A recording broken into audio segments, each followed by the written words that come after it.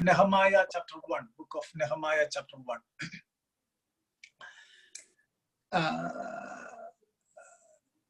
I explained yesterday the first 4 verses. Today I am going to give a small explanation about verses 5 to 11. Verses 5 to 11. അതിന്റെ 5 മുതൽ 11 വരെയുള്ള വാക്യങ്ങളിൽ നിന്ന് ചില കാര്യങ്ങൾ പറയാനായിട്ടാണ് ഞാൻ കർത്താവിൽ ആഗ്രഹിക്കുന്നത്. ഞാൻ 1-2 പേരോട് ഈ വാക്യങ്ങൾ ഒന്ന് വായിച്ച് സഹായിക്കണമെന്ന് പറഞ്ഞിട്ടുണ്ടായിരുന്നു. Can you please read and help me? നിങ്ങൾ എല്ലാവരും വായിക്കണം. Then I said, O Lord God of heaven, the great and awesome God, who keeps his covenant of love with those who love him and obey his commands, let your ear be attentive and your eyes open to hear the prayer your servant is praying before you day and night for your servants, the people of Israel. I confess the sins we Israelites, including myself and my fathers, committed against you. We have acted very wickedly toward you. We have not obeyed the commands, decrees, and laws you gave your servant Moses. Remember the instruction you gave your servant Moses, saying, if you are unfaithful, I will scatter you among the nations. But if you return to me and obey my commands, then even if your exiled people are at the farthest horizon, I will gather them from there and bring them to the place I have chosen as a dwelling for my name. They are your servants and your people, whom you redeemed by your great strength and your mighty hand.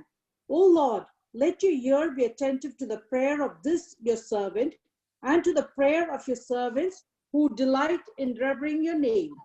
Give your servant success today by granting him favor in the presence of this man. I was cupbearer to the king. Thank you. Praise the Lord. മലയാളത്തിലൂടെ വായിക്കാം.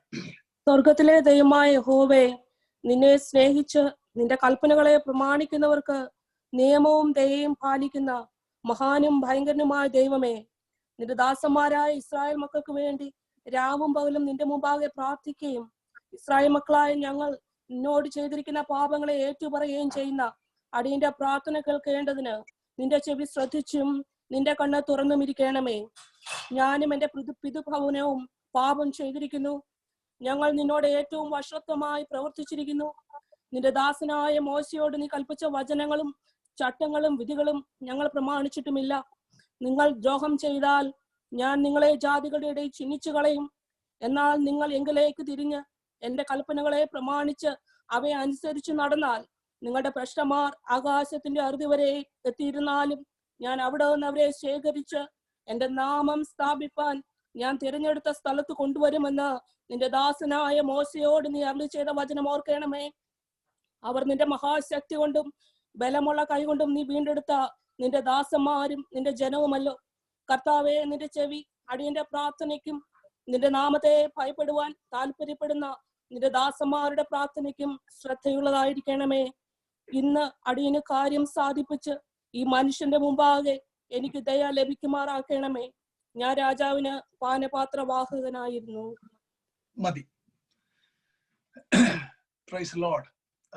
നമുക്ക് തുടർന്നുള്ള അല്പസമയങ്ങൾ ഈ വാക്യങ്ങളിൽ നിന്ന് ഇന്നലത്തെ വിഷയത്തിന്റെ continuation ആയിട്ട് ചില കാര്യങ്ങൾ പറയാം എന്നാണ് എൻ്റെ ഹൃദയത്തിലെ ആഗ്രഹം.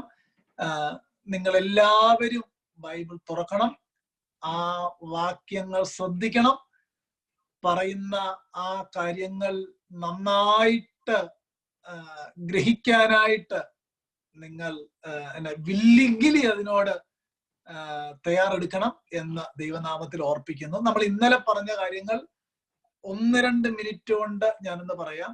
ഈ ബുക്കിന്റെ background, I explain the background of this book. എന്നിട്ട് നെഹമ്മായ എന്ന് പറയുന്ന ആ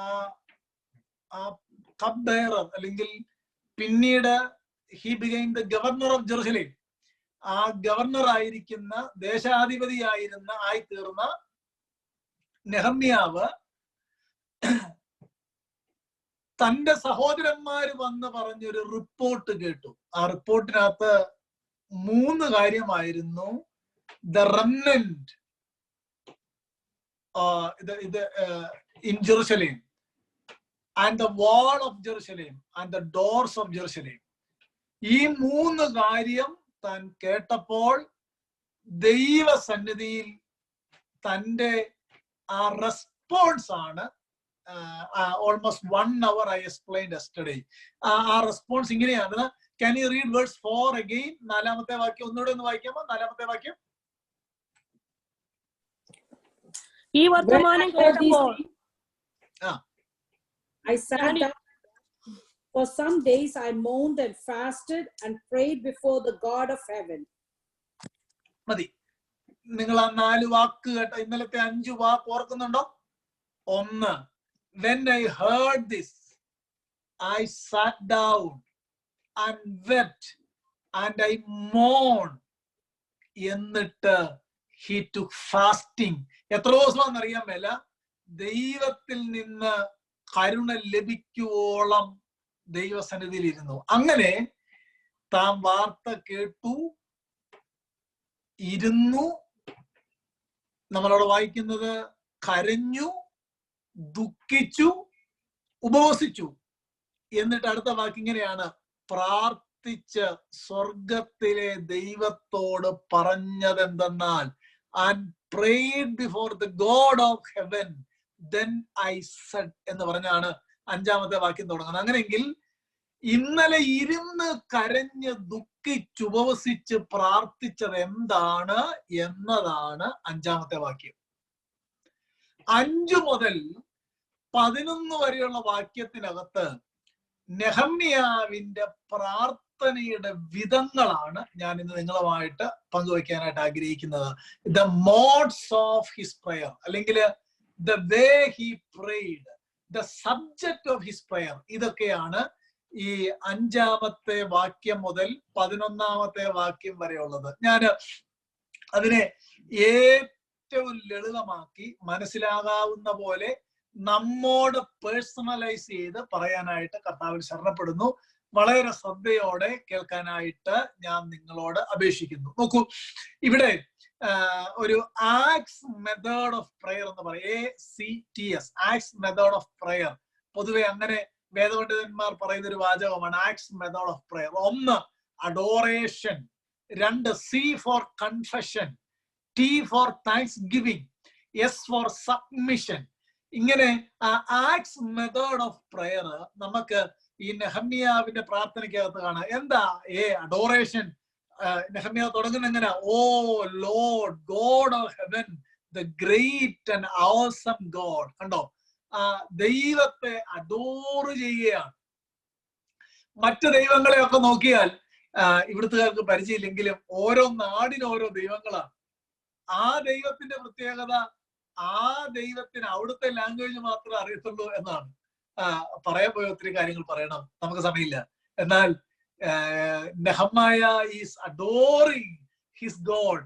അഡോർ ചെയ്യുന്ന വാചകങ്ങൾ കേട്ടോ, O Lord God of heaven, the great and awesome God എന്ന് പറഞ്ഞ് അഡോർ ചെയ്യുകയാണ്. 2ാമത്തെ കാര്യം C ഫോർ കൺഫെഷൻ. അദ്ദേഹം he is confessing his sin and his father's house sin and the sins of Jerusalem. 3 കൂട്ടരുടെ പാപങ്ങൾ ദൈവസന്നിധിയിൽ കൺഫസ് ചെയ്യുകയാണ്. എന്ന് മാത്രമല്ല, ആ കൺഫഷൻ കൊണ്ട് തീരാതെ ACT, ആ T റെഫർ ചെയ്യുന്നത് താങ്ക്സ് ഗിവിംഗ് ആണ്. ഇതിന്റെ നടുവിലും നെഹമ്യാവ് ദൈവത്തെ മഹത്വപ്പെടുത്തുകയാണ്. ഓ ലോർഡ് യു redeemed us. അതിന്റെ മറ്റൊരു വാക്യം പറഞ്ഞാൽ, താഴ്ചയിൽ നമ്മെ ഓർത്തവന് അവന്റെ ദയ എന്നേക്കുള്ളത്. അതാണ് അവൻ നമ്മളെ റിഡീം ചെയ്തു എന്ന് പറഞ്ഞാൽ അതിന്റെ അർത്ഥം. He redeemed us. ഏറ്റവും അവസാനം വരുമ്പോഴത്തേക്ക് ആ വാചകം ഇങ്ങനെയാണ് നെഹമ്യാവ് പറയുന്നത്, give your servant success today by granting him favor in the presence of his man. എന്ന് പറഞ്ഞാൽ ദൈവസന്നിധിയിൽ he is surrendering himself. കണ്ടോ, അങ്ങനെയെങ്കിൽ ആ ആക്സ് മെത്തേഡ് ഓഫ് പ്രയർ നെഹമ്യാവിന്റെ ഈ 1-ാം അധ്യായത്തിൽ വളരെ വ്യക്തമായിട്ട് ദൈവാത്മാവ് എഴുതി വെച്ചേക്കാണ്. ഒരു അഡോറേഷൻ ഉണ്ട്, കൺഫെഷൻ ഉണ്ട്, താങ്ക്സ് ഗിവിംഗ് ഉണ്ട്. ആ പ്രാർത്ഥനയുടെ ഒടുവിൽ he surrender himself before the Lord. ഒരു നല്ല മെത്തേഡ് പ്രാർത്ഥിക്കാൻ. ഞാൻ അത് അധികം വിശദീകരിക്കുന്നില്ല, നിങ്ങൾക്ക് മനസ്സിലായി എന്ന് വിചാരിക്കുന്നു. നമുക്ക് ഈ പ്രാർത്ഥനയിലെ ഒരു ഏറ്റവും പ്രധാനപ്പെട്ട ഞാനൊരു 5 things I noticed from this prayer, ഞാൻ അത് മാത്രം ഈ ചുരുങ്ങിയ സമയത്ത് നിങ്ങളോട് പറയാനായിട്ട് കർത്താവിൽ ശരണപ്പെടുന്നു. ഇവിടെ നെഹമ്യാവിന്റെ പ്രാർത്ഥനയുടെ ഒന്നാമത്തെ പ്രത്യേകത, the first speciality of his prayer is, നമ്മൾ അവിടെ വായിക്കുന്നത് അതിന്റെ 11ാമത്തെ വാക്യം, വേഴ്സ് 11 ഒന്ന് വായിക്കാമോ? വേഴ്സ് 11. കർത്താവേ, നിന്റെ ചെവി അടിയന്റെ പ്രാർത്ഥനയ്ക്കും നിന്റെ നാമത്തെ ഭയപ്പെടുവാൻ താല്പര്യപ്പെടുന്ന നിന്റെ ദാസന്മാരുടെ പ്രാർത്ഥനയ്ക്കും ശ്രദ്ധയുള്ളതായിരിക്കണമേ. ഇന്ന് അടിയന്റെ കാര്യം സാധിപ്പിച്ച് ഈ മനുഷ്യന്റെ മുമ്പാകെ എനിക്ക് ദയ ലഭിക്കുമാറാക്കണമേ. മതി, ഇംഗ്ലീഷിലൂടെ വായിക്കാമോ? Can you read in English 11? O Lord, let your ear be attentive to the prayer of this your servant and to the prayer of your servants who delight in the revering your name. Give your servant success today by granting him favor in the presence of this man. I was compared to the king. മതി. ഒന്നാമത്തെ ഈ പ്രാർത്ഥനയുടെ പ്രത്യേകത വളരെ കൃത്യമായ ഒരു subject പ്രാർത്ഥിക്കാൻ ഉണ്ടായിരുന്നു എന്നതാണ്, അല്ലേ? നമ്മളൊക്കെ ഈ ചിലര് പ്രസംഗിക്കുകയും ചിലര് പ്രാർത്ഥിക്കുകയും ഒക്കെ ചെയ്യുമ്പോൾ യാതൊന്നും കേൾക്കുന്നവർക്ക് മനസ്സിലാകുകയില്ല. എന്ന് പറഞ്ഞാൽ ഞാൻ പറഞ്ഞത് നിങ്ങൾ മനസ്സിലാക്കേണ്ടതുപോലെ മാത്രമേ ഗ്രഹിക്കാമുള്ളൂ. നോക്കിയേ, എന്നാൽ നെഹമ്യ ഈ ചില വിഷയങ്ങൾക്ക് വേണ്ടിയൊക്കെ, ഉദാഹരണം നമ്മുടെ സഭായോഗത്തിന്റെ അനുഗ്രഹത്തിന് വേണ്ടി പ്രാർത്ഥിക്കുക എന്ന് പറഞ്ഞു കഴിഞ്ഞാൽ മറ്റൊത്തിരി കാര്യങ്ങൾ പ്രാർത്ഥിക്കുന്നവരുണ്ട്. എത്ര വട്ടം പറഞ്ഞാലും അത് കേൾക്കത്തില്ലാത്തവരുണ്ട്. എനിക്ക് തോന്നുന്നത് അവരെ ശ്രദ്ധിക്കുന്നില്ലെന്നുള്ളതാണ്. അത് അവരുടെ കുഴപ്പമല്ല, അത് ഗെറ്റ് യൂസ്ഡ് ആയിട്ടുള്ളൊരു കാര്യമാണ്. എന്നാൽ നെഹമ്യാവിന്റെ പ്രാർത്ഥനയുടെ ഒന്നാമത്തെ പ്രത്യേകത വളരെ പർട്ടിക്കുലർ ആയിട്ടൊരു സബ്ജക്റ്റ് ഉണ്ടായിരുന്നു എന്നുള്ളതാണ്. അവിടെ ആ വേഴ്സ് 11 ഇങ്ങനെയല്ലേ വായിക്കുന്നത്? Give your servant success today by granting him favor in the presence of his man. കണ്ടോ, വളരെ കൃത്യമായ ഒരാവശ്യബോധം പ്രാർത്ഥനയിൽ ഉണ്ടായിരുന്നു. അങ്ങനെയെങ്കിൽ എന്റെ പ്രിയപ്പെട്ടവരെ, നമ്മുടെയൊക്കെ പ്രാർത്ഥനകൾ ഒരു പ്രോഗ്രാമായിട്ടൊക്കെ മാറിയിട്ടില്ലേ? പ്രാർത്ഥനയുടെ ഇടയ്ക്ക് മറ്റ് പല ബിസിനസ്സും നമ്മൾ ചെയ്യാറില്ലേ? ഇപ്പോഴാണെങ്കിൽ ഒരാവശ്യമില്ലെങ്കിലും നമ്മൾ ഫോൺ എടുത്ത് നോക്കും, ഒരാവശ്യമില്ലെങ്കിലും നമ്മള് ആൾക്കാരോട് വർത്താനം പറയും. അങ്ങനെയൊക്കെ നമ്മുടെ ഇടയിൽ, ഞാൻ ഐപികോസിന്റെ ലോക്കൽ ചർച്ചിന്റെ കാര്യം മാത്രമല്ല പറയുന്നത്, കോമൺ ആയിട്ടാ പറയുന്നത്, യാതൊരു ആവശ്യബോധവും ഇല്ലാത്ത ഒരു മൾട്ടിറ്റ്യൂഡ് നമ്മുടെയൊക്കെ കോൺഗ്രിഗേഷനകത്ത് വന്നുപോയി. എന്നാൽ ആ പഴയ നിയമ ഭക്തന്റെ കാര്യം നോക്കിയും, ഞാൻ ഇടയ്ക്കിടയ്ക്ക് പറയുന്ന പോലെ അദ്ദേഹത്തിന് വളരെ പ്രോസ്പിരിറ്റി ആയിട്ടുള്ള ഒരു ലൈഫാണ് നയിക്കുന്നതെന്ന് കൂട്ടണം. തനിക്കോ തന്റെ വൈഫിനോ തന്റെ മക്കൾക്കോ ഒരു കുഴപ്പമില്ല. They are safe in Babylonian palace. അവർക്ക് ഒരു കാര്യത്തിനും ബുദ്ധിമുട്ടില്ല. എന്നാൽ ആ സമൃദ്ധിയുടെ നടുവിലും വളരെ പോയിന്റിംഗ് ആണ് തന്റെ പ്രാർത്ഥന. അങ്ങനെങ്കിൽ എന്റെ പ്രിയപ്പെട്ടവരെ, ഞാൻ ഇന്നലെ പറഞ്ഞ പോലെ ശ്രദ്ധയോടെ ഒരു കാര്യം കേട്ടെങ്കിൽ മാത്രമേ ശ്രദ്ധയോടെ പ്രാർത്ഥിക്കാനായിട്ട് കഴിയത്തുള്ളൂ. അതുകൊണ്ട് നമ്മുടെ ഇടയിൽ ഇനി ശക്തിയോടെയുള്ള പ്രാർത്ഥന ഇല്ല, ശ്രദ്ധയോടെയാണ് പ്രാർത്ഥന. ഇവിടെ വളരെ കൃത്യമായിട്ട് പറയുകയാണ്, ഈ മനുഷ്യന്റെ മുമ്പാകെ എനിക്ക് ദയ ലഭിക്കണം. അതാണ് തന്റെ ആഗ്രഹം. തന്റെ സ്വാധീനം കൊണ്ട് കാര്യം നടത്താമെന്ന് ചിന്തിക്കുന്നില്ല. ഈ മനുഷ്യന്റെ മുമ്പാകെ, അതായത് 2-ാം അധ്യായത്തിന്റെ 1-ാം വാക്യത്തിനകത്ത് ആ മനുഷ്യൻ ആരാണെന്നുണ്ട്? അർത്ഥശഷ്ട, അർട്ടക്സാസ്. അദ്ദേഹത്തിന്റെ പേര് അർത്ഥശഷ്ട ലോഞ്ചി മാനസ് എന്നാണ് ചരിത്രത്തിൽ വായിക്കുന്നത്. ആ മനുഷ്യന്റെ മുന്നിൽ ഫേവർ കിട്ടണം, അതാണ് പ്രാർത്ഥനാ വിഷയം. രാജാവിനോട് പറയുന്നതിന് മുമ്പ് മഹാരാജാവിനോട് പറയുന്ന ഒരു ഭക്തൻ. സ്തോത്രം. ഞാന് ഫ്രൈഡേ നിങ്ങളോട് പറഞ്ഞല്ലോ, ഈ പുസ്തകം മുഴുവൻ പ്രാർത്ഥനയാണ്. നെഹമ്യാവ് ജീവിതത്തിന്റെ എല്ലാ സാഹചര്യത്തിലും then and there always Nehemiah is praying to the Lord. ഈ അധ്യായങ്ങൾ മുഴുവൻ വായിക്കുമ്പോൾ എല്ലാ സാഹചര്യത്തിലും അവിടെ ശത്രുക്കൾ സൻബല്ലത്തും തോബിയാവും ഒക്കെ തനിക്കെതിരെ വന്നപ്പോഴും നെഹമ്യാവ് he is doing only one thing, he started to pray. നമുക്ക് ഈ നെഹമ്യാവിന്റെ ബാബേലിൽ നിന്ന് ജെറുസലേമിലേക്കുള്ള യാത്ര നോക്കിയാൽ ഈ ലോഞ്ചി മാനസായ കിങ്ങിന്റെ ഓതറൈസ്ഡ് ലെറ്റർ തന്റെ കയ്യിലുണ്ട്. തനിക്ക് ആ മതില് പണിയേണ്ടതിന് മെറ്റീരിയൽ കിട്ടണം, അതിന് വഴിയിലൂടെ പോകാനുള്ള പെർമിഷൻ കിട്ടണം, ആ മെറ്റീരിയൽ മേടിക്കാനുള്ള സഹായങ്ങൾ കിട്ടണം.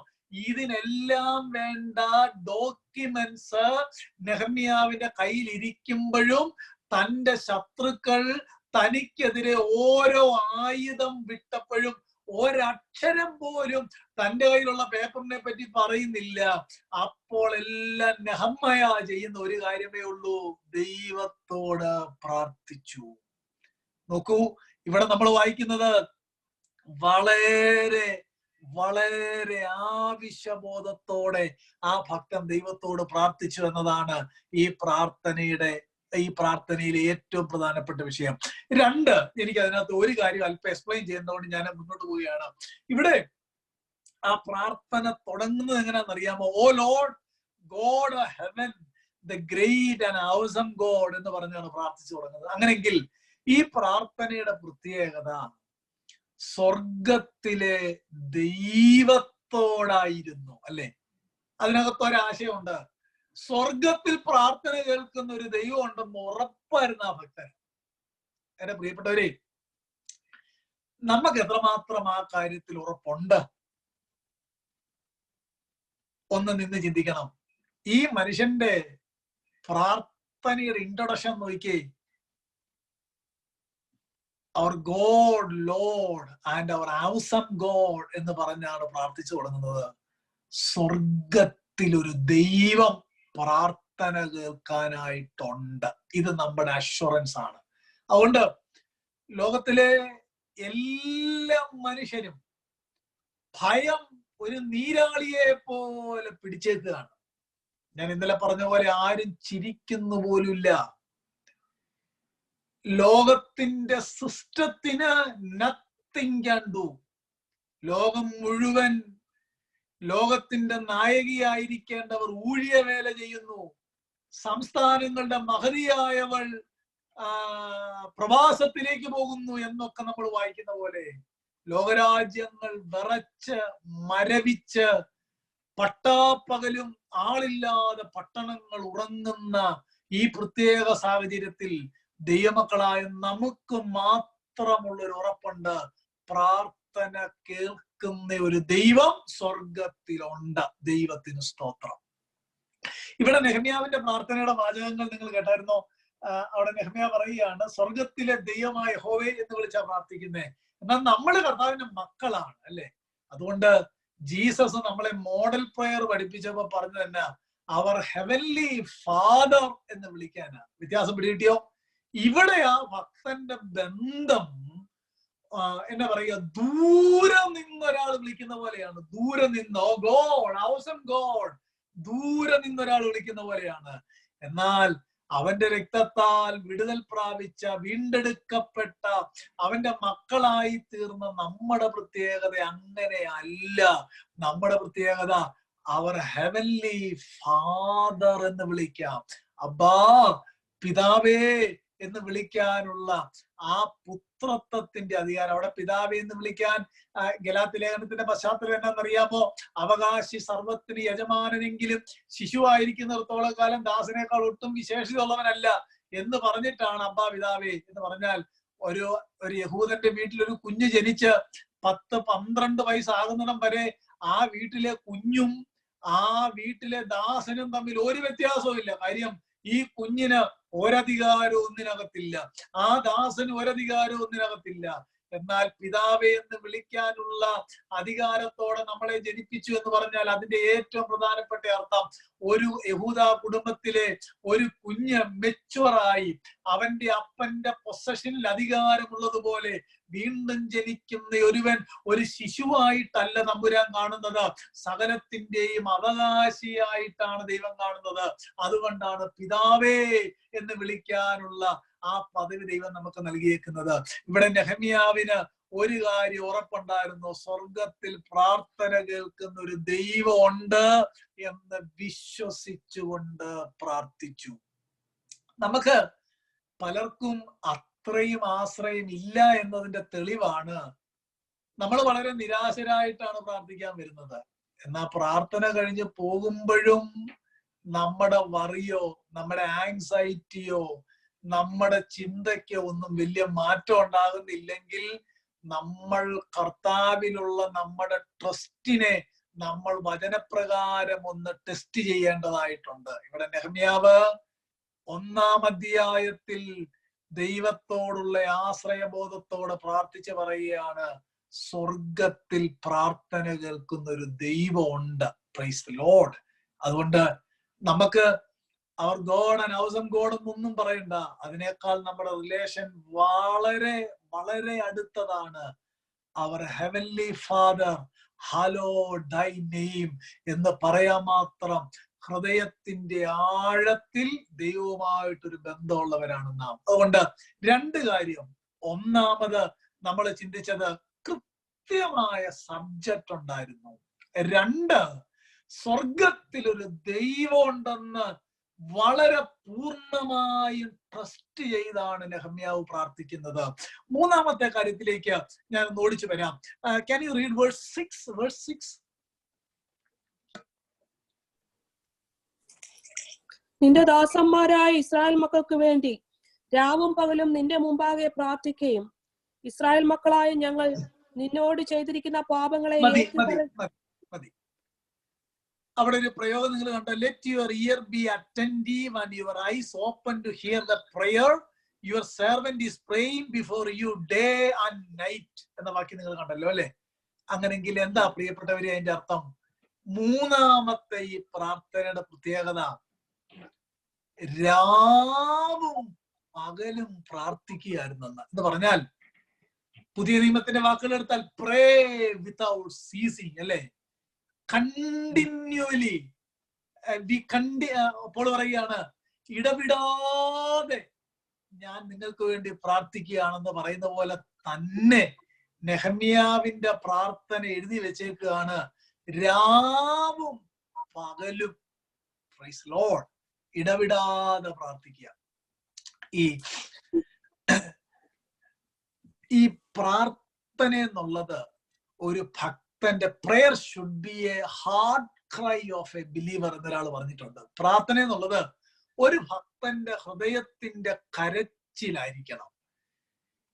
ഏത് സമയവും പ്രാർത്ഥിക്കാൻ റെഡി ആയിരിക്കണം.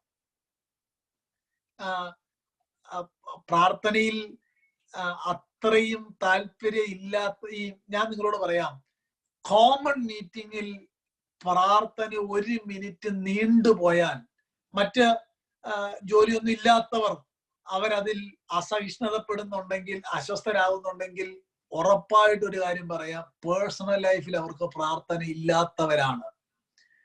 അല്പസമയം വചനം പറയുന്നതിനകത്ത് 1-2 മിനിറ്റ് സമയമുള്ളപ്പോഴും കൂടിപ്പോയാൽ അസ്വസ്ഥരാകുന്നെങ്കിൽ പേഴ്സണൽ ലൈഫിൽ അവർക്ക് വചനവായന ഇല്ലാത്തവരാണ്.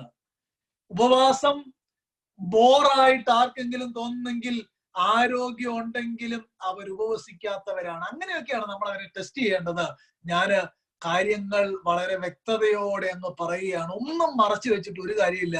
നമ്മുടെ ജീവിതത്തിൽ അങ്ങനത്തെ പരാജയങ്ങൾ ഉണ്ടെങ്കിൽ നമ്മൾ മാറ്റണം. ദൈവത്തിന് സ്തോത്രം. ഞാൻ വേഗത്തിൽ മുന്നോട്ട് പോകാനായിട്ട് കർത്താവിൽ ശരണപ്പെടുകയാണ്. ഇവിടെ 3-ാമത്തെ ഈ പ്രാർത്ഥനയുടെ പ്രത്യേകത ഇടവിടാതെ പ്രാർത്ഥിക്കുകയാണ്. ഈ ഇടവിടാതെ പ്രാർത്ഥിക്കുക എന്ന് പറഞ്ഞാൽ ഞാൻ വളരെ വായിക്കുന്ന ഒരു ഓതർ ഉണ്ട്, വില്യം മാക്ഡൊണാൾഡ് എന്ന് പറയുന്ന ഒരു ദൈവദാസനുണ്ട്. വില്യം മാക്ഡൊണാൾഡ്, അദ്ദേഹത്തിന്റെ വളരെ മനോഹരമായ ബിലീവേഴ്സ് ബൈബിൾ കമന്ററി എൻ്റെ കയ്യിലുണ്ട്.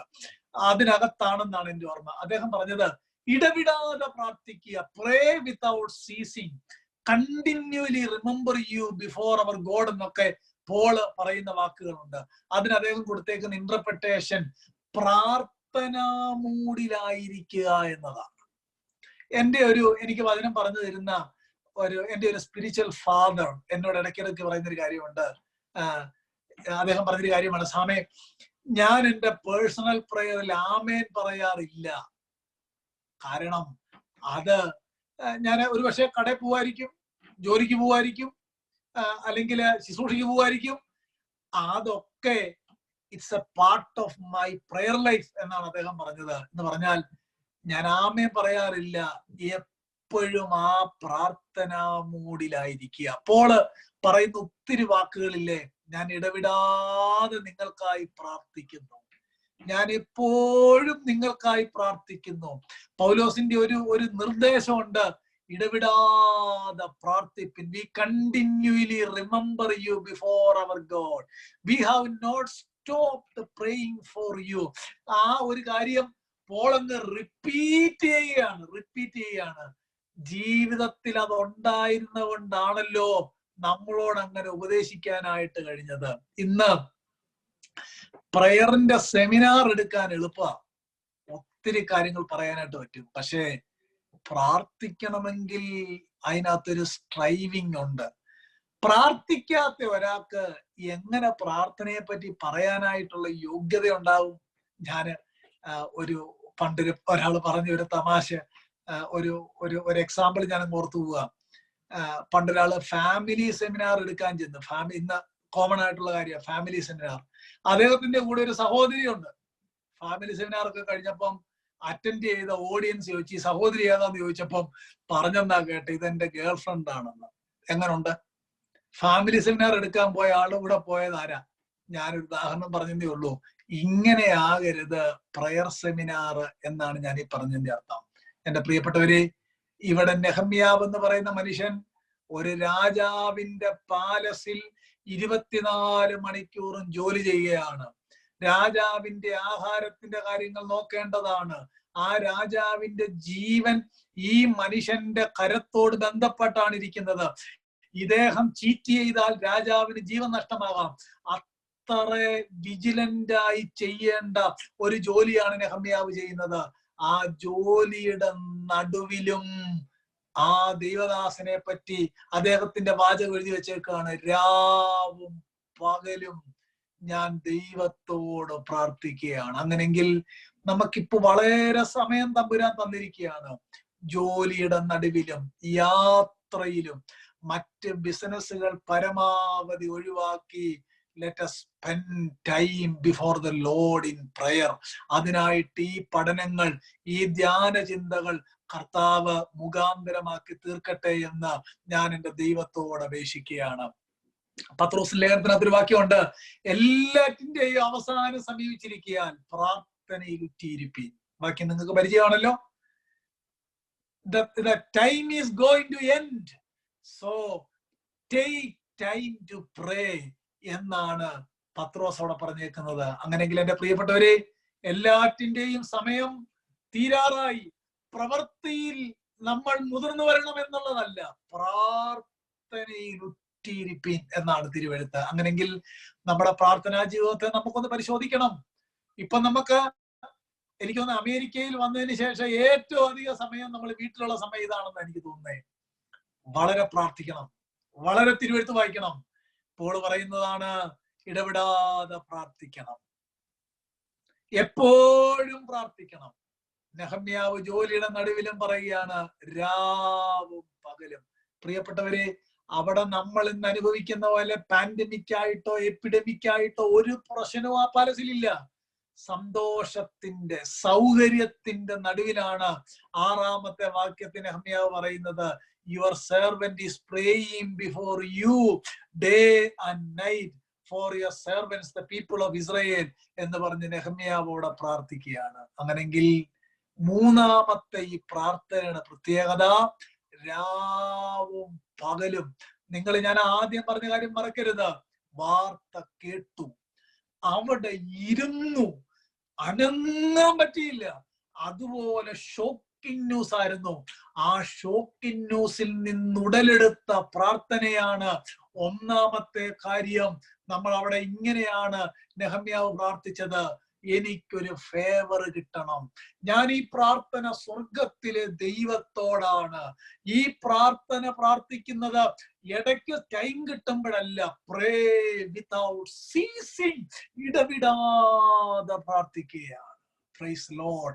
അവിടെ കൊണ്ടും കാര്യങ്ങൾ തീരുന്നില്ല. അതിന്റെ can you read verse 6 again? ആറാമത്തെ വാക്യം എന്നെ ഒന്നുകൂടെ ഒന്ന് വായിച്ച് സഹായിക്കാം. ആറാമത്തെ വാക്യം. Let your ear be attentive and your eyes open to hear the prayer your servant is praying before you day and night for your servants, the people of Israel. I confess the sins of the Israelites through myself and my father's house have committed against you. ഏഴാമത്തെ വാക്യം കൂടെ. We have acted very wickedly toward you. We have not obeyed the commands, decrees and laws you gave your servant Moses. മതി. ഈ പ്രാർത്ഥനയുടെ നാലാമത്തെ പ്രത്യേകത പാപങ്ങളെ ഏറ്റുപറഞ്ഞ് പ്രാർത്ഥിക്കുകയാണ്. നെഹമ്യായ is confessing his sin and the sin of his father's house and the sins of Jerusalem. ഈ മൂന്ന് കാര്യം കൺഫസ് ചെയ്താണ് ദൈവത്തോട് പ്രാർത്ഥിക്കുന്നത്. നമ്മള് ആറാം വാക്യത്തിൽ ഏഴാം വാക്യത്തിൽ ഞാൻ അല്പം വിശദീകരിക്കാം. പാപങ്ങളെ ഏറ്റുപറഞ്ഞ് എന്ത് ചെയ്തു? പ്രാർത്ഥിച്ചു. നമ്മള് Psalm 66:18 വായിക്കുന്ന ഒരു വാക്യമുണ്ട്. If I had cherished sin in my heart, the Lord would not have listened. ഞാൻ എൻ്റെ ഹൃദയത്തിൽ അകൃത്യം കരുതിയിരുന്നെങ്കിൽ ദൈവം എൻ്റെ പ്രാർത്ഥന കേൾക്കയില്ലായിരുന്നു. എൻ്റെ പ്രിയപ്പെട്ടവരെ, പലപ്പോഴും തമ്പുരാൻ നമ്മുടെ പ്രാർത്ഥനയ്ക്ക് മറുപടി തരാത്തത് അൺകൺഫസ്ഡ് സിൻ ആണ്. Unconfessed sin. ഞാനതിന് ഒരു എക്സാമ്പിൾ പറയാം. ഈ അൺകൺഫസ്ഡ് സിന്നിന്റെ അപകടം, the danger of unconfessed sin. നമ്മള് ഇപ്പം സ്പ്രിംഗ് സീസണിലേക്ക് വന്നേക്കാണ്. Spring season. ഇതിനു മുമ്പ് ഫോൾ ഉണ്ടായിരുന്നു. നമ്മുടെ മനോഹരമായ മരത്തിന്റെ ഇലകളൊക്കെ പൊഴിഞ്ഞു പോയൊരു കാലമായിരുന്നു കഴിഞ്ഞ 4-5 മാസം.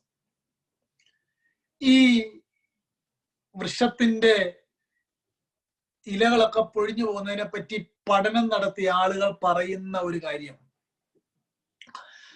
എല്ലാ വർഷവും ഈ മരങ്ങൾ ഏറ്റവും ഫ്രഷ് ആയിട്ട് സ്പ്രിംഗ് സീസണിൽ വരേണ്ടതിന് ഈ മരം തന്നെ ചെയ്യുന്നൊരു ട്രീറ്റ്മെന്റ് ഉണ്ട്. ആ ട്രീറ്റ്മെന്റ് ഇങ്ങനെയാണ്. ഈ മെയിൻ തടി ഉണ്ടല്ലോ, അതിന്റെ ആ തായ്തടി, ആ തായ്തടിയിൽ നിന്ന് പോകുന്ന ബ്രാഞ്ചസ്, ഈ ബ്രാഞ്ചസിന്റെ അവിടെ ഈ മരം തന്നെ, ആ മരത്തിന്റെ ഉള്ളിൽ ഒരു പ്രത്യേക സൈസിലുള്ള ഒരു ഒരു ഒരു ഓയിലുണ്ട്, അല്ലെങ്കിൽ ഒരു സം ടൈപ്പ് ഓഫ് ഗ്ലൂ ഉണ്ട്. ആ ഗ്ലൂ കൊണ്ട് ആ ബ്രാഞ്ച് തുടങ്ങുന്നിടത്ത് ലെയർ ഓഫ് കോർക്ക് ഉണ്ടാക്കും. Layer of cork. ഈ ലെയർ ഓഫ് കോർക്ക് ഉണ്ടാക്കി കഴിഞ്ഞാൽ ഈ വൃക്ഷത്തിന്റെ, ഈ മരത്തിന്റെ ആ തൊലിക്കടിയിലൂടെ ഒഴുകുന്ന ഒരു ഒരു ഒരു ആ മരത്തിന്റെ ഒരു ജീവരസമുണ്ട്. ഒരു ഒരു ഒരു ഒരു ഫ്ലോയിങ് ഓഫ് വാട്ടർ ഉണ്ട് ആ സ്കിന്നിന്റെ അടിയിൽ കൂടെ. അത് ഈ ലെയർ ഓഫ് കോർക്ക് വന്നു കഴിഞ്ഞാൽ പിന്നെ അങ്ങോട്ട് അധികം പോവുകയില്ല. ഈ വൃക്ഷം എല്ലാ വർഷവും അവിടെ ലെയർ ഓഫ് കോർക്ക് ഉണ്ടാക്കും. ലെയർ ഓഫ് കോർക്ക് ഉണ്ടാക്കി നിങ്ങള് ഇന്ത്യക്കാർക്ക് അറിയാവുന്നൊരു കാര്യം പറയാം, മലയാളികൾക്ക് അറിയാവുന്ന കാര്യം പറയാം. ആ ലെയർ ഓഫ് കോർക്ക് ആയിരുന്നു പണ്ട് സോഡ കുപ്പിയുടെ അടപ്പായിട്ട് ഉപയോഗിച്ചുകൊണ്ടിരുന്ന ഒരു സൈസ് പശ. നിങ്ങൾക്ക് ഓർമ്മയാണല്ലോ, ബോൾ പോലത്തെ ഒരു പശ. അത് ഈ ലെയർ ഓഫ് കോർക്ക് ആണ്. അത് അവിടുന്ന് എടുക്കുന്നതാണ്. ആ പശ അത്ര കട്ടിയാണ്. ആ പശ കൊണ്ട്, ആ ഗ്ലൂ കൊണ്ട് ലെയർ ഓഫ് കോർക്ക് ഉണ്ടാക്കി കഴിഞ്ഞാൽ ജീവരസം ഒഴുകാതെ ഇല മുഴുവൻ പൊഴിഞ്ഞു പോകും. ഞാൻ ആ ഉദാഹരണം പറയാൻ കാര്യം, എന്നതുപോലെ തന്നെയാണ് unconfessed sin in a believer's life. നമ്മുടെ ജീവിതത്തിൽ ഉണ്ടാകുന്ന തെറ്റുകൾ അനുദിനം നമ്മൾ കൺഫഷൻ കൺഫസ് ചെയ്തില്ലെങ്കിൽ ലെയർ ഓഫ് കോർക്ക് പോലെ ദൈവവുമായിട്ടുള്ള നമ്മുടെ ബന്ധത്തിന്റെ ഇടയ്ക്ക് ഇത് വീഴും. ഇത് വീണ് കഴിഞ്ഞാൽ നാം അറിയാതെ ആ മരത്തിന്റെ ഇലകൾ പൊഴിഞ്ഞു വീഴുന്നത് പോലെ തമ്പുരാനും നമ്മളും തമ്മിലുള്ള ബന്ധങ്ങൾ നഷ്ടപ്പെടാനുള്ള സാധ്യതയുണ്ട്. ഈ കാര്യം നെഹമ്യാവിന് അന്നേ അറിയാമായിരുന്നു. അദ്ദേഹത്തിന്റെ പേഴ്സണൽ സ്പിരിച്വാലിറ്റിയുടെ സ്ട്രെങ്ത് വളരെ സ്റ്റേബിൾ ആയിരുന്നെങ്കിലും അദ്ദേഹം ദൈവത്തോട് he started to cry and confessing his sin before the Lord. അങ്ങനെയെങ്കിൽ എന്റെ പ്രിയപ്പെട്ടവരെ, സങ്കീർത്തനത്തിൽ നമ്മൾ വായിച്ചതുപോലെ തന്നെ നമുക്ക് പറയാം, ഞാൻ എൻ്റെ ഹൃദയത്തിൽ അകൃത്യം കരുതിയിരുന്നെങ്കിൽ എൻ്റെ പ്രാർത്ഥന അവിടുന്ന് കേൾക്കുകയില്ലായിരുന്നു. ഈ പ്രാർത്ഥന കേൾക്കണമെങ്കിൽ ഏറ്റവും ആദ്യം നമ്മൾ ചെയ്യേണ്ടത് നമ്മുടെ കുഴപ്പങ്ങൾ നമ്മൾ നീക്കണം എന്നുള്ളതാണ്. ഞാന് സങ്കീർത്തനത്തിനകത്ത് മറ്റൊരു വാക്യം പറയാം, ലംഘനം മറച്ചു വെക്കുന്നതിന് ശുഭം വരികയില്ല, അവ ഏറ്റുപറഞ്ഞ് ഉപേക്ഷിക്കുന്നവനോ കരുണ ലഭിക്കും. എന്നെ പ്ലെയിൻ ആയിട്ടാ വേദപുസ്തകം എഴുതി വെച്ചേക്കുന്നത്. മറച്ചു വെക്കും. നമ്മളൊക്കെ മറഞ്ഞിരിക്കുന്ന പാവങ്ങളെ പോക്കി നമ്മളെ ശുദ്ധീകരിക്കണമേ എന്നൊരു പ്രാർത്ഥിക്കാറുണ്ട്. ഒരു ദിവസം പറഞ്ഞൊരു കാര്യം എന്റെ ഓർമ്മയിലേക്ക് വരുന്നു. തെളിഞ്ഞിരിക്കുന്ന എത്രയുണ്ട് അതാദ്യം കള, എന്നിട്ട് മറഞ്ഞിരിക്കുന്നത് കളയാമെന്ന്. ഞാന് ആ കാര്യം ഒന്ന് പറഞ്ഞതേ ഉള്ളൂ. എത്രയോ തെളിഞ്ഞ് ലൈറ്റിൽ കിടക്കുക, അതിനെ നമുക്ക് കളയാം. അൺകൺഫസ്ഡ് സിൻ നമുക്കറിയാമല്ലോ, അത് നമുക്ക് കളയാം. അറിയാതെ ചെയ്യുന്ന പാവങ്ങളൊക്കെ വളരെ കുറവാണ്. അറിഞ്ഞുകൊണ്ടാണ് നമ്മളെല്ലാം ചെയ്യുന്നത്. നമ്മൾ അറിഞ്ഞോ അറിയാതെ എന്നത് കാഷ്വൽ പ്രയർ ആണ്. എന്നാൽ അങ്ങനല്ല. നെഹമ്യാവ് വളരെ കൃത്യമായി എന്റെ പിതൃഭവനത്തിന്റെ, എന്റെ ജാതിയുടെ പാപങ്ങളെ ക്ഷമിക്കണമേ എന്ന് പറഞ്ഞ് ദൈവത്തോട് പ്രാർത്ഥിക്കുക. നെഹമ്യാവിനറിയാം, എന്റെ പ്രാർത്ഥന അവിടുന്ന് ഗ്രാൻഡ് ചെയ്യണമെങ്കിൽ ഞാൻ ദൈവസന്നിധിയിൽ ക്ലിയർ ആയിരിക്കണം. Praise the Lord. അതുകൊണ്ട് ഈ പ്രയാസം അനുഭവിക്കുന്ന വേളയിൽ നമുക്ക് ദൈവവചനം കൊണ്ട് ഒരു ശോധന ആവശ്യമാണ്. നമുക്ക് ദൈവവചനത്താൽ നമ്മളെ തന്നെ ആ മിററിന്റെ മുന്നിൽ നമുക്കൊന്ന് അപ്പിയർ ചെയ്യാം. ആ ബ്ലൈൻഡ് സ്പോട്ടുകളൊക്കെ നമുക്കൊന്ന് പരിശോധിക്കാം. നമ്മളെ തന്നെ നമുക്ക് ദൈവസന്നിധിയിൽ കൺഫസ് ചെയ്യാം. We need to ask for pardon. ക്ഷമയ്ക്ക് വേണ്ടി നമ്മൾ ദൈവത്തോട് പ്രാർത്ഥിക്കണം. അതുകൊണ്ടല്ലേ യേശു പഠിപ്പിച്ച പ്രാർത്ഥനയിൽ കർത്താവ് പറഞ്ഞത്, ഞങ്ങളുടെ കടക്കാരോട് forgive us, അല്ലെ, അതിനു മുമ്പ് forgive us our debtors എന്ന് യേശു കർത്താവ് പ്രാർത്ഥിക്കാനായിട്ട് പഠിപ്പിച്ചത്. അങ്ങനെങ്കിൽ അവരോട് ക്ഷമിക്കണം. അതിനു മുമ്പ് നമ്മുടെ പാപങ്ങളെ നമ്മൾ ഏറ്റുപറയണം. ഈ പാപങ്ങളെ ഏറ്റുപറയുക എന്നുള്ളതിനകത്ത് രണ്ട് കാര്യമുണ്ട്. ഞാൻ അതൊന്ന് വിശദീകരിക്കാം. When we saved, we never confessed all the sins of our past life. We just said, Lord, I am a sinner, I need savior. That's all. നമ്മൾ രക്ഷിക്കപ്പെട്ടു. എന്നാൽ ഒരുവൻ രക്ഷിക്കപ്പെട്ട് കഴിയുമ്പോൾ നമ്മൾ ഈ കാടടച്ച് വെടിവെക്കുന്ന പോലെ കഴിഞ്ഞ കാലത്തെ പാവം എല്ലാം ക്ഷമിക്കണേ എന്ന് പറഞ്ഞാൽ ഹോൾസെയിൽ കച്ചവടം നടക്കുകയെന്ന വേദപുസ്തകം പറയുന്നത്.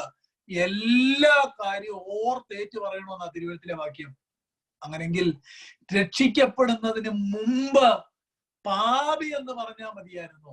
രക്ഷിക്കപ്പെട്ടതിന് ശേഷം we need to remember all the unconfessed sin in our life and confess in prayer before the Lord. അതാണ് തിരുവഴുത്ത് നമ്മളെ പറ്റി ആഗ്രഹിക്കുന്നത്. അങ്ങനെങ്കിൽ എന്റെ പ്രിയപ്പെട്ടവരെ, ഇവിടെ നെഹമ്യാവ് തന്റെ ജനത്തിന്റെ, തന്റെ പിതൃഭവനത്തിന്റെ, തന്റെ പാപം ഏറ്റുപറഞ്ഞ ദൈവത്തോട് പ്രാർത്ഥിക്കുകയാണ്. ആ പാപം ഏറ്റു പറയുമ്പോ ഒരു, ഞാനിപ്പോ പറഞ്ഞതാണെങ്കിലും ഒരു മൂന്ന് കാര്യം, 3 things we need to listen very carefully. 3 കാര്യം ഏറ്റു പറയാൻ നേരത്ത് പറയുന്ന ആ 3 പ്രയോഗങ്ങളുണ്ട്. 7-ാം വാക്യം, വേഴ്സ് 7 ഒന്നുകൂടെ ഒന്ന് വായിക്കാമോ? വേഴ്സ് 7. ഞങ്ങൾ നിന്നോട് ഏറ്റവും വഷളത്വമായി പ്രവർത്തിച്ചിരിക്കുന്നു. നിന്റെ ദാസനായ മോശയോട് നീ കൽപ്പിച്ച കൽപ്പനകളും ചട്ടങ്ങളും വിധികളും ഞങ്ങൾ പ്രമാണിച്ചിട്ടുമില്ല. മതി, ഇംഗ്ലീഷിലൂടെ ഒന്ന് വായിക്കാമോ? We have acted very wickedly toward you. We have not obeyed the commands, decrees and laws you gave your servant Moses. അങ്ങനെങ്കിൽ നെഹമ്യാവ് പറയുന്ന കാര്യമാണ്. 6-ാമത്തെ വാക്യത്തിനകത്ത് ഒരു കാര്യമുണ്ട്. നമ്മളിങ്ങനെയാണ് 6-ാമത്തെ വാക്യത്തിനകത്ത് വായിക്കുന്നത്. നെഹമ്യാവ് പറയുകയാണ്, ഐ സിൻഡ്, ഞാൻ നിന്നോട് പാപം ചെയ്തു. 2-ാമത്തെ കാര്യം, we have acted very wickedly toward you, അതാണ് 2-ാമത്തെ കാര്യം. 3, we have not obeyed the commands, decrees and laws you gave your servant Moses. അന്നേരം 3 കാര്യം കേട്ടോ. 1, നെഹമ്യാവ് പറയുകയാണ് ഐ സിൻഡ്, ഞങ്ങൾ, വി സിൻഡ്. അതിനകത്ത് നെഹമ്യാവിനെ മാത്രം എടുക്കാം, I sinned. 2, we have not obeyed the command. മോശയ്ക്ക് കൊടുത്ത കൽപ്പന ഞങ്ങൾ അനുസരിച്ചില്ല, ഡിക്രീസ് ഞങ്ങൾ അനുസരിച്ചില്ല. We have acted very wicked towards you. കണ്ടോ, 3 കാര്യങ്ങൾ നെഹമ്യാവ് ദൈവസന്നിധിയിൽ ഏറ്റു പറഞ്ഞ് പ്രാർത്ഥിക്കുകയാണ്. ഇതിനകത്ത് ഒരു കാര്യം വളരെ ശ്രദ്ധിക്കേണ്ടതായിട്ടുണ്ട്. നെഹമ്യാവ് തന്നെ എന്താ പറയാ, ആ ജനത്തെ he become one among them, അല്ലെ? മറ്റുള്ളവരിൽ ഒരാളെ പോലെ നെഹമ്യാവ് എന്ത് ചെയ്തു? ആയി. അങ്ങനെങ്കിൽ 4-ാമത്തെ ആ കാര്യം, അൺകൺഫസ്ഡ് സിൻ പ്രാർത്ഥന കേൾക്കാൻ തടസ്സമാണ് എന്ന് നെഹമ്യാവ് പറയുകയാണ്. ഇവിടുത്തെ ആ 7-ാമത്തെ വാക്യം നമ്മൾ നോട്ടീസ് ചെയ്യണം. എനിക്ക് കുഴപ്പമില്ലെന്ന് നെഹമ്യാവ് പറഞ്ഞില്ല, ഞാനും എന്റെ പിതൃഭവനവും നീ കൽപ്പിച്ചത് പ്രമാണിച്ചില്ല, അവിടുന്ന് ഞങ്ങളോട് ക്ഷമിക്കണമേ. ഇന്ന് പകൽ എന്റെ പ്രിയപ്പെട്ടവരെ, നമ്മൾ കഴിഞ്ഞ ചില നാളുകളായി വളരെ ആധികാരികമായി ദൈവവചനം കേൾക്കുന്നുണ്ട്. We are spending hours with the word of God. വളരെ സമയങ്ങൾ ദൈവവചനം കേൾക്കുന്നുണ്ട്. എന്നാൽ എത്രമാത്രം സത്യസന്ധത കേൾക്കുന്ന വചനത്തോട് പുലർത്തുന്നുണ്ട്, എത്രമാത്രം മാറ്റം നമ്മുടെ ജീവിതത്തിൽ ഉണ്ടായിട്ടുണ്ട്. നമ്മുടെ ക്രിസ്തീയ ജീവിതത്തിന് മതിലുണ്ടോ? നമ്മുടെ ക്രിസ്തീയ ജീവിതത്തിന് വാതിലുണ്ടോ? അതോ ആർക്കും കയറി വരാമോ? ലോകക്കാരും നമ്മളും തമ്മിൽ ഒരു വ്യത്യാസവുമില്ലേ? ഇന്ന് പകൽ എന്റെ കേൾവിക്കാർ, എന്റെ ദൈവമക്കൾ, എന്റെ കൂട്ടു സഹോദരങ്ങൾ, മാതാപിതാക്കൾ കേൾക്കുന്ന വചനത്തോട് വളരെ പരമാർത്ഥതയോടെ ഹൃദയത്തിൽ നിന്ന് പ്രതികരിക്കണം. നെഹമ്യാവ് പ്രാർത്ഥിക്കുകയാണ്, Lord we sinned before you, ഞങ്ങൾ അങ്ങയുടെ മുന്നിൽ പാപം ചെയ്തു. അങ്ങനെങ്കിൽ അവരുടെ എക്സൈലിന് കാരണം അവരുടെ പാപമായിരുന്നു എന്ന് അവർ തന്നെ സമ്മതിക്കുകയാണ്. എന്റെ പ്രിയപ്പെട്ടവരെ, ഈ പാൻഡമിക്കായിട്ട് ലോകം മുഴുവൻ ഉള്ളതിന്റെ റീസൺ നമുക്കറിയത്തില്ല. എന്നാൽ ദൈവം എപ്പോഴെല്ലാം തന്റെ കരം നീട്ടിയിട്ടുണ്ടോ അവിടെയെല്ലാം ജനത്തിന്റെ ഇടയിലെ വഷളത്വമായിരുന്നു അതിനെല്ലാം കാരണം. എവിടെ? അതിനകത്ത് മറ്റൊരു കാര്യം കൂടെ ഉണ്ട്. മറ്റുള്ളവർ ചെയ്യുന്ന കാര്യത്തിന്റെ ബുദ്ധിമുട്ട് നീതിമാന്മാരുടെ അനുഭവിച്ച ചരിത്രമാണ് വേദപുസ്തകത്തിനകത്തുള്ളത്, അല്ലെ? അവരൊഴിവായിരുന്നില്ല. അവര് ചെയ്ത കുഴപ്പങ്ങൾ കൊണ്ട് ദൈവമക്കളുടെ കഷ്ടം അനുഭവിക്കേണ്ടി വന്നിട്ടുണ്ട്. ബുക്ക് ഓഫ് ആക്സ് വായിച്ചാൽ മതി. പ്രത്യേകിച്ച് ഒരു കാര്യമുണ്ട്, കപ്പൽ ആക്സ് 27 and 28 ആ കപ്പൽ ഓടിക്കുന്ന ആ ആളിന്റെ വാക്ക് കേട്ടത് കൊണ്ട് ദൈവഭക്തനായ പോളൂടെ അതിന്റെ കോൺസിക്വൻസസ് അനുഭവിക്കേണ്ടി വന്നു. മറ്റുള്ളവർ എടുക്കുന്ന തീരുമാനത്തിന്റെ പരിണിത ഫലം നമ്മൾ ഒരുപക്ഷെ അനുഭവിക്കേണ്ടി വന്നേക്കാം. അതുകൊണ്ടായിരിക്കാം ഭക്തന്മാരായ ദൈവമക്കളും ഈ ഒരു പ്രത്യേക സാഹചര്യത്തിൽ കഷ്ടപ്പെടേണ്ടി വരുന്നത്. എനിക്കതിന് 100% ആയിട്ടൊരു കൺക്ലൂഷൻ തരാനുള്ള അറിവില്ല. എങ്കിലും ദൈവകരം എപ്പോഴെല്ലാം ജനത്തിന് വിരോധമായിട്ട് നീട്ടിയിട്ടുണ്ടോ, വേദപുസ്തകത്തിന്റെ ചരിത്രം ഇസ്രയേലിലും അതിന്റെ പരിസരങ്ങളിലുമുള്ള രാജ്യങ്ങൾ നമ്മളോട് പഠിപ്പിക്കുന്നത് ജനത്തിന്റെ ഇടയിലെ വഷളത്വമാണ്. അല്ലെങ്കിൽ നമ്മൾ വായിച്ച 7-ാമത്തെ വാക്യമാണ്, we have acted very wickedly toward you, we have not obeyed the commands, decrees, the laws you gave your servant Moses. ഈ കാര്യമാണ് ബൈബിളിൽ ദൈവകരം നീട്ടിയേക്കുന്നിടത്തിന്റെ എല്ലാം പിന്നിൽ സംഭവിച്ചേക്കുന്നത്. അത് തന്നെ ആയിരിക്കും എന്നാണ് എന്റെ ആ ചെറിയ അറിവിൽ ഞാൻ ചിന്തിക്കുന്നത്. എന്നേക്കാൾ ആ കാര്യങ്ങൾ ബോധ്യമുള്ളവരുണ്ടെങ്കിൽ പറഞ്ഞു തന്നാൽ നിശ്ചയമായിട്ടും ഞാൻ ആ കാര്യങ്ങൾ അനുസരിക്കുന്നതായിരിക്കും. അന്നേരം 4 കാര്യം നമ്മൾ ചിന്തിച്ചു. 1, നെഹമ്യാവ് കൃത്യമായിട്ട് പ്രാർത്ഥിച്ചു. 2, സ്വർഗത്തിലെ ദൈവത്തോട് പ്രാർത്ഥിച്ചു. 3-ാമത്തെ കാര്യം, രാവും പകലും പ്രാർത്ഥിച്ചു. 4-ാമത്തെ കാര്യം, he confessed their sins before the Lord. അവൻ അവരുടെ പാപങ്ങളെ ഏറ്റുപറഞ്ഞ് പ്രാർത്ഥിച്ചു. 5-ാമത്തെ ഈ പ്രാർത്ഥനയുടെ പ്രത്യേകത, അതിന്റെ 6-ാം വാക്യത്തിൽ തന്നെയാണ്. let your ear be attentive and your eyes open to hear the prayer your servant is praying before you day and night for your servant the people of Israel.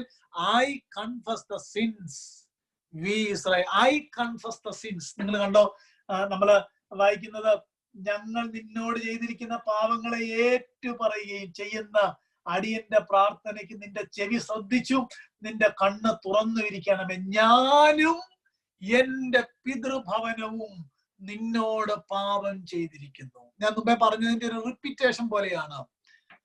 നെഹമ്യായ is not ജസ്റ്റിഫൈയിങ് himself എന്ന് പറഞ്ഞാൽ, ന്യായമായിട്ട് നെഹമ്യാവിന് justify ചെയ്യാമായിരുന്നു. നമ്മുടെ ഇടയിൽ ആൾക്കാരുണ്ടല്ലോ, എന്ത് കാര്യം പറഞ്ഞാലും മറ്റുള്ളവർക്കാണ് കുറ്റം. എന്ത് കാര്യം, ഏത് കാര്യം പറഞ്ഞാലും അവരതിനകത്ത് എന്തെങ്കിലും ഒരു കുറ്റം കണ്ടുപിടിക്കുകയും ചെയ്യും. പണ്ട് ഇങ്ങനെ കുറ്റം കണ്ടുപിടിക്കുന്ന ഒരാളെ പറ്റി ഒരു കാര്യം ഞാൻ കേട്ടിട്ടുണ്ട്. ഒരാള് ഇന്ത്യയിലെ താജ്മഹൽ കാണാനായിട്ട് പോയി. നമുക്കറിയാം, വേൾഡ് വണ്ടേഴ്സിൽ ഒന്നാണ് താജ്മഹൽ. എല്ലാത്തിനും കുറ്റം പറഞ്ഞൊരു മനുഷ്യനായിരുന്നു അത്. അദ്ദേഹത്തിന് എന്തെങ്കിലും ഒന്ന് പറയണ്ടേ, അദ്ദേഹം അതിനും ഒരു കുറ്റം പറഞ്ഞു. എന്നാന്ന് കേൾക്കണോ, ഇത് പൊളിക്കാൻ വലിയ വിഷമമായിരിക്കും, കാര്യം അത്ര സ്ട്രോങ് ആയിരിക്കും എന്ന് പറഞ്ഞാൽ, ഞാൻ ആ പറഞ്ഞതിന്റെ ആശയം നിങ്ങൾക്ക് മനസ്സിലായി എന്ന് ഞാൻ വിചാരിക്കുക. എന്നാൽ നെഹമ്യാവിലേക്ക് വരാം. ആ ദൈവദാസൻ, ഞാനും I and my father's house committed sin before you. ഞാനും എന്റെ പിതൃഭവനവും നിന്നോട് പാപം ചെയ്തു. എന്റെ പ്രിയപ്പെട്ടവരെ, അങ്ങനെയാണെങ്കിൽ തന്നെ താൻ ഒട്ടും നീതീകരിക്കുന്നില്ല അല്ലെ എന്ന് പറഞ്ഞാൽ, ഈ ജസ്റ്റിഫൈ ചെയ്യാന്നുള്ളത് നമ്മുടെ ഇടയിൽ തുടങ്ങിയ കാര്യമൊന്നുമല്ല. ഇതിന് നൂറ്റാണ്ടുകളുടെ, മനുഷ്യന്റെ ആരംഭം മുതൽ പഴക്കമുണ്ടെന്നുള്ളതാണ്. നമുക്കറിയാവുന്ന സംഭവമാണല്ലേ ഗാർഡൻ ഓഫ് ഈഡനിൽ നടന്ന കാര്യം. ആദമിനോട് ദൈവം ചോദിച്ചു, നീ പഴം തിന്നോന്ന് ചോദിച്ചു. അതാ ചോദ്യം, നീ പഴം കഴിച്ചോ? പക്ഷെ ആദാം പഴം തിന്നെന്നല്ല ആദ്യം മറുപടി പറയുന്നത്. ആദാം പറയുന്നത്, നീ തന്ന സ്ത്രീ തന്നു, ഞാൻ തിന്നു. ആരാ തന്നെന്ന് ചോദിച്ചില്ല. ആദാം പറഞ്ഞതിന്റെ അർത്ഥം എന്നാ? സ്ത്രീയാണ് കാരണക്കാരി. കണ്ടോ, ആദാം അവിടെ തന്നെ വൈറ്റ് വാഷ് ചെയ്യുകയാണ്, തനിക്കൊരു കുഴപ്പമില്ല. സ്ത്രീയോട് ചോദിച്ചപ്പോ സ്ത്രീ പറഞ്ഞു തന്നെ, പാമ്പ് തന്നു, ഞാൻ തിന്നു. അവിടെ പാമ്പിനെയാണ് ആ സ്ത്രീ എന്നാ പറയുക, അവിടെ കുറ്റക്കാരനാക്കുന്നത്. അങ്ങനെങ്കിൽ ഏറ്റവും അവസാനം പറഞ്ഞാൽ, ഈ പാമ്പിനെ സൃഷ്ടിച്ചത് ആരാ? ദൈവമാണ്. ഈ പറഞ്ഞൊരു ചുരുക്കം കാരണം ദൈവമാണ് ഇതിനെല്ലാം കാരണം എന്നാണ് ഒരാൾ ആ ഭാഗത്തെ പറ്റി വ്യാഖ്യാനിച്ച് പറഞ്ഞത്. ഞാൻ പറഞ്ഞതിന്റെ അർത്ഥം, മനുഷ്യന്റെ ഉൽപ്പത്തിയുടെ തുടക്കം മുതലേ മറ്റുള്ളവരെ പഴിചാരുന്ന ഒരു സ്വഭാവമുണ്ട്. മറ്റുള്ളവരെ പഴിചാരുന്ന ഒരു സ്വഭാവമുണ്ട്. എന്നാൽ നെഹമ്യാവിൽ നിന്ന് പാഠം പഠിക്കാം. ഞാനും എന്റെ പിതൃഭവനവും. മനുഷ്യന്റെ സ്വഭാവമാണ്, ഞാനല്ല നീയാ, ഞാനല്ല നീയാ. എന്നാൽ നെഹമ്യാവ് പറയുകയാണ്, അങ്ങനെയല്ല, ജസ്റ്റിഫൈ ചെയ്യരുത്. നെഹമ്യാവ് തന്റെ കുഴപ്പമായിട്ട് എന്ത് ചെയ്യുക? ഏറ്റെടുക്കുക. ഇതുപോലെ ഈ ജസ്റ്റിഫൈ ചെയ്യുന്ന ഒത്തിരി എക്സാമ്പിൾ തിരുവെഴുത്തിനകത്തുണ്ട്. അതിനകത്തൊരു കാര്യം നമുക്കറിയാം, ഞാൻ ചർച്ചിൽ പ്രസംഗിച്ചിട്ടുള്ളതാണ്. എക്സോഡസ് 33 കാളക്കുട്ടിയെ ഉണ്ടാക്കി ആരാധിക്കുന്ന ഒരു കാര്യമുണ്ട്. ആ കാളക്കുട്ടിയെ ഉണ്ടാക്കി ആരാധിക്കുമ്പോൾ അഹരോനോട് മോശ ചോദിക്കുന്നുണ്ട്, ഇത് എങ്ങനെയാണ് കാളക്കുട്ടിയെ ഉണ്ടാക്കിയത്? അന്നേരം അഹരോന്റെ മറുപടി വളരെ രസകരമാണ്. അഹരോൻ പറയുന്നത് എന്നാന്നറിയാമോ? ഇവരെല്ലാവരുടെയും ഇവരുടെ ആഭരണങ്ങൾ കൊണ്ട് തന്നു, ഞാൻ അതെടുത്ത് തീയിലോട്ടിട്ടു, ഈ കാളക്കുട്ടി പുറത്തു വന്നു. ചുരുക്കി പറഞ്ഞാൽ ആരുടെ കുഴപ്പം? തീ എന്തോ ദോഷം ചെയ്ത പോലല്ലേ അഹരോൻ പറയുന്നത്. അവിടെയും അഹരോൻ തന്റെ കുറവ് മറച്ചു പിടിക്കുകയാണ്. അമാലേക്യസിനെ കൊല്ലാനായിട്ട് ദൈവം കൽപ്പന പുറപ്പെടുവിച്ചിട്ട് ശൗലിനോട് പറഞ്ഞു, ഒരെണ്ണത്തിനെ പോലും വെക്കരുത്. നമുക്ക് കാര്യം അറിയാം, 99% ശൗൽ അതനുസരിച്ചു. എന്നാൽ ശമൂവേല് വന്ന് ചോദിക്കുക, യുദ്ധം എങ്ങനെ ഉണ്ടായിരുന്നു? റിപ്പോർട്ട് കൊടുത്തപ്പം ശൗലിനും നുണ പറഞ്ഞു. പറഞ്ഞത് ഇതായിരുന്നു, ആ വലിയ കള്ളത്തരം ഇതായിരുന്നു, എല്ലാത്തിനെയും കൊന്നു നശിപ്പിച്ചു. അന്നേരം ശമൂവേല് ചോദിക്കുന്നൊരു ചോദ്യമുണ്ട്, പിന്നെ ഞാൻ ഈ കേൾക്കുന്ന മുക്കറ ശബ്ദം, ഞാൻ ഈ കേൾക്കുന്ന ആനിമൽസിന്റെ സൗണ്ട് എവിടെ നിന്നാണ് എന്ന് ചോദിച്ചപ്പോഴാണ് ശൗല് കാര്യം പറയുന്നത്. അവിടെ ശൗല് പറയുന്നത് വളരെ വളരെ ക്ലവറായിട്ടൊരു സെന്റൻസ് ആണ്. ഫസ്റ്റ് സാമുവേൽ 15, 13 and 14 വായിച്ചാൽ അവിടെ എഴുതി വെച്ചിട്ടുണ്ട്. ശൗലിന്റെ മറുപടി എന്നാന്നറിയാമോ? നിന്റെ ദൈവമായ യഹോവയ്ക്ക് യാഗം കഴിപ്പാൻ ഞാൻ മാറ്റി വെച്ചതാണ്. എങ്ങനെയുണ്ട് വാചകം? എന്റെ ദൈവത്തിനൊന്നല്ല, ശമൂവേലിനോട് പറയുക, നിന്റെ ദൈവമായ യഹോവയ്ക്ക്. അവിടെയും താൻ തന്നെ പറ്റി ജസ്റ്റിഫൈ ചെയ്യുകയാണ്. നമ്മളെ കർത്താവ് പഠിപ്പിച്ച പാരബിളിനകത്ത് ആ പാരസീസിന്റെയും ടാക്സ് കളക്ടറിന്റെയും പാരബിൾ നമുക്കറിയാമല്ലോ. അവിടെ തുടങ്ങുന്നത് ഇങ്ങനെയാണ്, തന്നെ താൻ നീതീകരിക്കുന്ന ചിലരെ പറ്റി കർത്താവ് ഒരു ഉപമ പറഞ്ഞത്. എന്നാൽ ഇവിടെ നെഹമ്യാവ് പറയുകയാണ്, യെരൂശലേമിന്റെ ഇപ്പോഴത്തെ അവസ്ഥയ്ക്ക് കാരണം, അപമാനത്തിന് കാരണം, കഷ്ടതയ്ക്ക് കാരണം, അവിടുത്തെ ജനത്തിന്റെ ബുദ്ധിമുട്ടിന് കാരണം, മതില് നശിച്ചതിന് കാരണം, വാതില് കത്തിപ്പോയതിന് കാരണം എന്റെയും എന്റെ പിതൃഭവനത്തിന്റെയും പാപമാണെന്ന് പറഞ്ഞ് ദൈവത്തോട് പ്രാർത്ഥിക്കുകയാണ്. എത്ര മനോഹരമായ ഒരു നല്ല മാതൃക പ്രിയപ്പെട്ടവരെ. അതുകൊണ്ട് ഇന്ന് മുതൽ നമ്മുടെ സഭയുടെ പരാജയം, നമ്മുടെ കുടുംബത്തിന്റെ പരാജയം, നമ്മുടെ വ്യക്തിപരമായ പരാജയം ഒരു കാരണവശാലും മറ്റുള്ളവരുടെ മേൽ നമ്മൾ പഴിചാരരുത്. അതിനെല്ലാം പൂർണ്ണ ഉത്തരവാദിത്വം ഞാനും എന്റെ വീടുമാണ്, ഞങ്ങളാണ്. ഞങ്ങൾ കുറച്ചുകൂടെയും പ്രാർത്ഥിച്ചിരുന്നെങ്കിൽ, ഞങ്ങൾ കുറച്ചുകൂടെയും ശ്രദ്ധിച്ചിരുന്നെങ്കിൽ അങ്ങനെ വരികയിലായിരുന്നു എന്ന് ഇന്ന് പകൽ വചന കേൾവി ചിന്തിക്കണം. അൺകൺഫസ്ഡ് സിന്ന് ലെയർ ഓഫ് കോർക്ക് പോലെയാണ്. നമ്മൾ പോലും അറിയാതെ ദൈവത്തിൽ നിന്ന് നമ്മുടെ ബന്ധം വിച്ഛേദിക്കാനുള്ള സാധ്യതയുണ്ട്. അതുകൊണ്ട് അനുദിന ജീവിതത്തിൽ വരുന്ന പരാജയങ്ങളെ ദൈവവചന പ്രകാരം പരിശുദ്ധാത്മാവ് ബോധ്യമാക്കി തരുമ്പോൾ നമ്മൾ അതിനെ കണ്ടെത്തി ഏറ്റുപറഞ്ഞ് സ്വയം നീതീകരണമില്ലാതെ ദൈവത്തോട് പ്രാർത്ഥിക്കണം. Praise the Lord. ഞാന് ഒടുവിലായിട്ട് ഒരു കാര്യങ്ങളെ പറഞ്ഞ് എന്റെ വാക്കുകളെ നിർത്താം. അതിന് 8, 9 വാക്യം ഒന്ന് വായിക്കാമോ? 8, 9 വാക്യം, verses 8 and 9. Remember the instruction you gave your servant Moses, saying, if you are faithful, I will scatter you among the nations. But if you return to me and obey my commands, then even if your exiled people are at the farthest horizon, I will gather them from there and bring them to the place I have chosen as a dwelling for my name. മതി. മലയാളത്തിലൂടെ വായിക്കാമോ? 8, 9. നിങ്ങൾ ദ്രോഹം ചെയ്താൽ ഞാൻ നിങ്ങളെ ജാതികളുടെ ഇടയിൽ ചിഹ്നിച്ചു കളയും. എന്നാൽ നിങ്ങൾ എങ്കിലേക്ക് തിരിഞ്ഞ് എന്റെ കൽപ്പനകളെ പ്രമാണിച്ച് അവയെ അനുസരിച്ച് നടന്നാൽ, നിങ്ങളുടെ ഭ്രഷ്ടന്മാർ ആകാശത്തിന്റെ അറുതി വരെയും എത്തിയിരുന്നാലും ഞാൻ അവിടെ നിന്ന് അവരെ ശേഖരിച്ച് എന്റെ നാമം സ്ഥാപിപ്പാൻ ഞാൻ തിരഞ്ഞെടുത്ത സ്ഥലത്ത് കൊണ്ടുവരുമെന്ന് നിന്റെ ദാസനായ മോശയോട് നീ അരുളി ചെയ്ത വചനം ഓർക്കണമേ. മതി. നെഹമ്യാ ഈസ് പ്രേയിങ് എന്ന് പറഞ്ഞാൽ എങ്ങനെ പറയാ? He is clinging to his promises, അല്ലേ?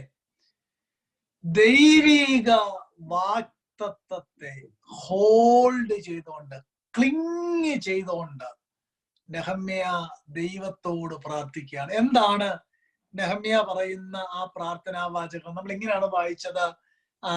Remember the instruction you gave your servant Moses. മോശയോട് പറഞ്ഞ കാര്യം ഒന്ന് ഓർക്കണമേ. If you are unfaithful, I will scatter you among the nations. But if you return to me and obey my commands, then even if your exiled people are at the farthest horizon, I will gather them from there and bring them to the place I have chosen as a dwelling for my name. നിങ്ങൾ കേട്ടോ, മോശയോടൊരു വാഗ്ദത്തം പറഞ്ഞിരുന്നു. അതിതാണ് simple. ഞാൻ തന്ന വചനം അനുസരിച്ചാൽ നിങ്ങൾക്ക് നിങ്ങളുടെ രാജ്യത്ത് താമസിക്കാം.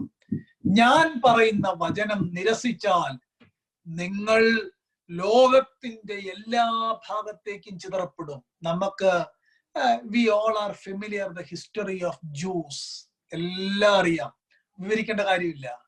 എന്നാൽ ദൈവം മോശയോട് മറ്റൊരു കാര്യം പറഞ്ഞിരുന്നു, അവരെന്റെ വചനം അനുസരിച്ചാൽ. അവിടെ പറഞ്ഞ വാക്ക് വളരെ ശ്രദ്ധേയമാണ്. If you return to me and obey my commands, then even if your exiled people are at the farthest horizon, ലോകത്തിന്റെ ഏതറ്റത്താണെങ്കിലും ഞാൻ നിങ്ങളെ നിങ്ങൾക്ക് തന്ന ലാൻഡിലേക്ക് തിരികെ കൊണ്ടുവരും എന്നൊരു വാഗ്ദത്തം മോശയോട് പറഞ്ഞിട്ടുണ്ടായിരുന്നു. നെഹമ്യാവിന് ആ പെന്ററ്റുക്ക് മോശയോട് പറഞ്ഞ ആ വചനങ്ങൾ വളരെ വ്യക്തമായിട്ട് അറിയാമായിരുന്നു. കൊട്ടാരത്തിന്റെ സമൃദ്ധിയിലും ദൈവവചനത്തെ പറ്റി വ്യക്തമായ ബോധ്യമുള്ള ഒരു ഭക്തനായിരുന്നു നെഹമ്യാവ്. എന്റെ പ്രിയപ്പെട്ടവരെ, ഇന്ന് നമ്മളിൽ ഒരാളോട് പബ്ലിക്കിൽ പ്രാർത്ഥിക്കാമെന്ന് പറയുമ്പോ അദ്ദേഹം പ്രാർത്ഥിക്കുന്ന പ്രാർത്ഥനാവാചകങ്ങൾ കേൾക്കുമ്പോഴേ വചനപരിജ്ഞാനമുള്ള ഒരു ദൈവവൈതലിന് അറിയാം അദ്ദേഹത്തിന് എത്രമാത്രം വചനത്തിൽ ജ്ഞാനം ഉണ്ടെന്നുള്ള കാര്യം. നെഹമ്യാവ് പാലസിന്റെ ആ സുഖലോലിപതയിലും ദൈവവചനത്തെ പറ്റി വ്യക്തമായ ബോധ്യം ഉണ്ടായിരുന്നു. He started to pray and clinging the promise which God has given to Moses. മോശയ്ക്ക് ദൈവം കൊടുത്ത ആ വാഗ്ദത്തത്തെ ക്ലിങ് ചെയ്തുകൊണ്ട് ദൈവത്തോട് പ്രാർത്ഥിക്കുകയാണ്. ആ വാഗ്ദത്തം കിടക്കുന്ന, ആ പ്രോമിസ് കിടക്കുന്ന വാക്യങ്ങളുടെ വായിച്ചിട്ട് ഞാൻ എന്റെ വാക്കുകളെ നിർത്താനായിട്ട് പോവുകയാണ്. എന്നോടൊപ്പം ഡ്യൂട്രോണമി 30 വരാമോ? ഡ്യൂട്രോണമി 30, ഈ വാഗ്ദത്തം എവിടെയാ കിടക്കുന്നതെന്ന് നമ്മൾ നോക്കാൻ പോവുക. ഡ്യൂട്രോണമി 30. നമ്മുടെ ശ്രദ്ധ ദിനവൃത്താന്തങ്ങളുടെ പുസ്തകം 30-ാം അധ്യായത്തിന്റെ ആദ്യത്തെ 5 വാക്യങ്ങളൊന്ന് വായിക്കാമോ? First 5 verses. When all these blessings and curses I have set before you come upon you, and you take them to heart, wherever the Lord your God disperses you among the nations, and when you and your children return to the Lord your God and obey him with all your heart and with all your soul, according to everything I command you today, then the Lord your God will restore your fortunes and have compassion on you and gather you again from all the nations where he scattered you, even if you have been banished to the most distant land under the heaven. From there the Lord your God will gather you and bring you back. He will bring you to the land that belonged to your fathers, and you will take possession of it. He will make you more prosperous and numerous than your fathers. The Lord your God will circumcise your hearts. മതി 5 വരെ മതി. എനിക്കത് explain ചെയ്യാൻ സമയമില്ല. മലയാളത്തിലൂടെ ഒന്ന് വായിക്കാം. Please read in Malayalam.